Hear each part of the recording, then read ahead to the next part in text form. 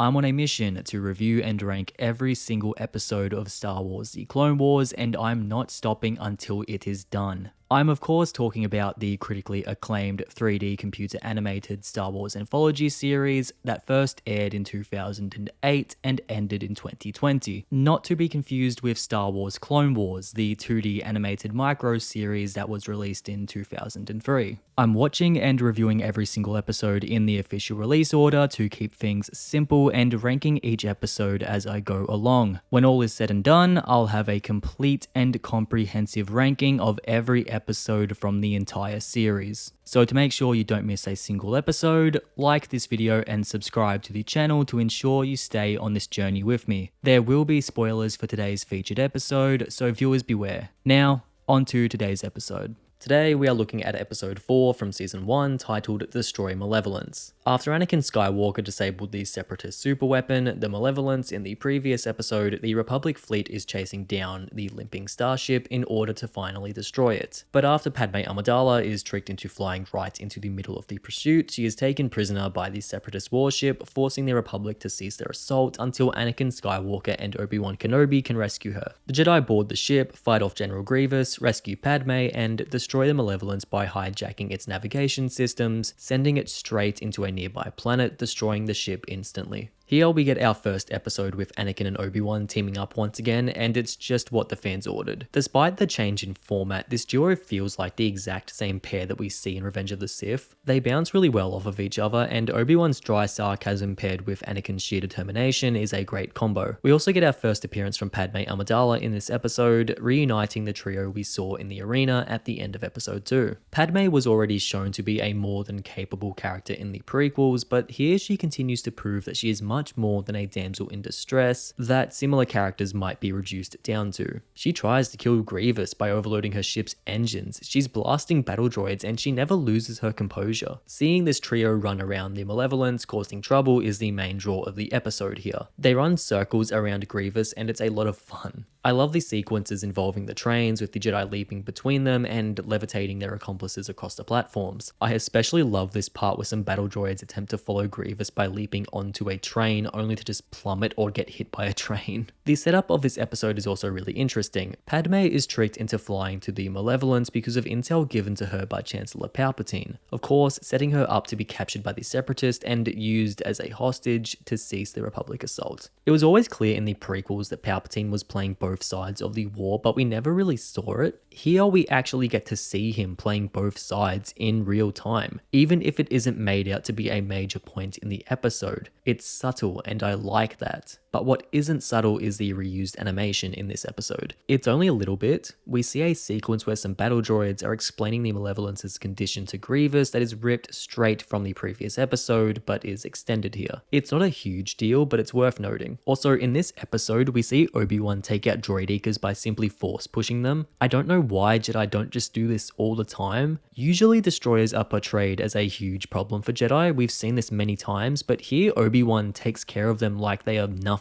It's just a little inconsistency. Beyond that, I think Grievous looks incredible here. Despite the crude animation, he looks really great both in design and animation quality. He's super imposing, scary, and the show does a great job of portraying him as the blunt hammer of a general that Dooku trained him to be. I also never really thought about this before either, but rewatching this episode, I started thinking about why Grievous has blue and green lightsabers instead of red ones like every other Sith. But then I realized that Grievous can't use the Force, therefore he can't bleed a kyber crystal to turn it red. He doesn't have a red lightsaber because he isn't actually a Sith Lord. I know it's obvious, but I've never really made that connection. The tension between Dooku and Grievous in this episode is also super tasty. Grievous's complete and total fuck up with the Malevolence doesn't go over well with Dooku, and when he presses Grievous for details, the cyborg straight up hangs up on him. There's also a fun little line between Obi-Wan and Anakin that is a direct riff on the spinning is a good trick line. Destroy Malevolence is a super fun episode that establishes the recurring cast that we will follow for the majority of the series, while also serving as a reintroduction to the trio we followed in episode 2. Seeing the destruction of the Separatist ship is super satisfying, and it's cool to see the Jedi take down a ship from the inside. It plays with the staples of Clone Wars, including Padme and Anakin's relationship, Grievous's position as a tyrannical droid commander, and the series' ability to interweave prequel-era character development against a wartime backdrop. Sabotage has has never looked so good. And that was Destroy Malevolence, ranking it against every other episode of Clone Wars I've reviewed so far. It currently sits at number 3. Nice, the ranking is starting to fill up now. And here is the complete ranking so far. That's me finished for this episode.